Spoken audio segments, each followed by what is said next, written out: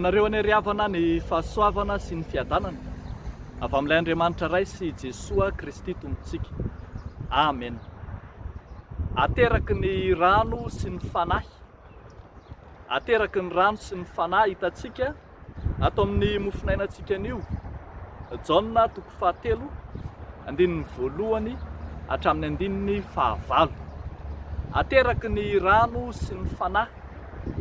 Zany no lohahevitra misongadina tamin'ilay dinidinika ny fanaovan'i Jesoa sy ilay fariseo anankiray antsoina hoe Nikodemosy tamin'ny andro alina. Ity fariseo ity dia nangetaeta ny fampianaran'i Jesoa, nangetaeta ny famonjeny, nangetaeta ny lalan'ny fahamarinana ka nanontany tamin'i Jesoa ny lalana hatongavana amin'izany. Ary dia indro Jesoa nanome azy ny valiteny fa tsy maintsy ateraka indray izy, tsy maintsy ho tonga olona vaovao, tsy maintsy ateraky ny rano sy ny fanahy. Eto amin'ity soratra masina ity dia nanazava i Jesoa ny amin'ny hevitry ny teny hoe ateraky ny rano sy ny fanahy marina tokoa. Ny hoe ateraky ny rano dia midika fanadiovana, miala amin'ny fahalotona ho amin'ny fahadiovana, miala amin'izay na ratsy na zatra ho amin'ny fahatsarana, miala tamin'ny lalan'ny fahamaizinana ho amin'ny fahazavana, miala tamin'izay nitoerana tamin'ny fahafatesana ho amin'ny fahavelomana vaovao. Fa mbola tenenin' Jesoa ihany koa hoe ateraky ny rano sy ny fanahy, zany hoe tsy maintsy mandalo fanadiovana tahaka izay resahana eto, fa tsy maintsy mandray koa ny fanavozan'ny fanahy masina. Zay le hoe ateraky ny fanahy. Ny fanahy masina no zary tonga mibaiko. Ny fanahy masina no mitarika amin'ny zavatra atao rehetra. Eny, ny fanahy masina no manjaka vaovao ao anatiny izay ateraky ny rano sy ny fanahy. Zany hoe ny olona ateraky ny fanahy zany dia tarihan'ny fanahy, arak'izay tenenin' Jesoa eto manao hoe izay ateraky ny nofo dia nofo, fa izay ateraky ny fanahy dia fanahy. Tonga mibaiko sy mifehy azy ny fanahy masina raha ateraky ny fanahy izy.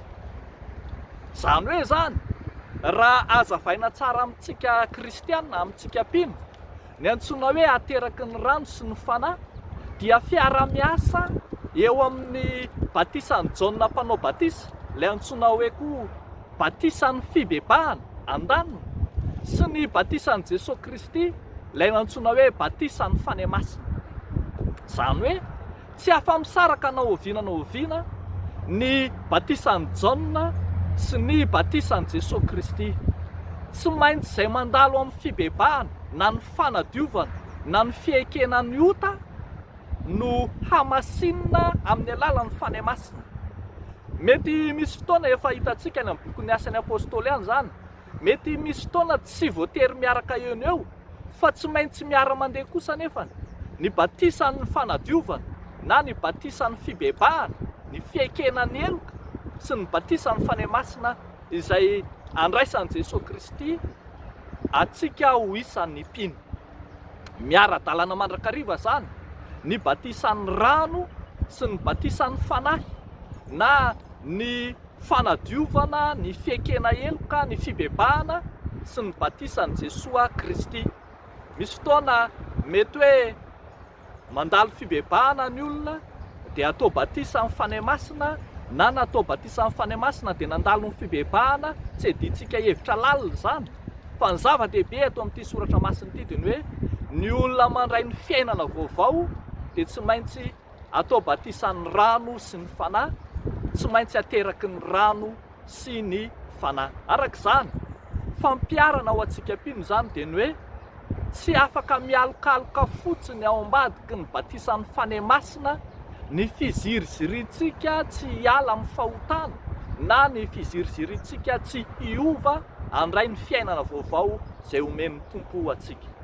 Tsy maintsy miara-dalana amin'ny fanavozan'ny fanahy masina ny faneketsika hizotra amin'ny lalan'ny fanadiovana, amin'ny fanadiovana ny tena, fanadiovana noho ny ota, fanadiovana ny fanahy ao anatintsika tsiraray avy. Arak'izany ary, banjina tahaka an'izay ny banjina ny Nikodemosy, ny fiainan-danitra ny azonao izany koa, ka tsarovo mandrakarivo fa tsy maintsy ateraky ny rano sy ny fanahy vao tonga amin'ny fiainana vaovao, tonga olom-baovao. Zany no antsoina hoe ateraka indray.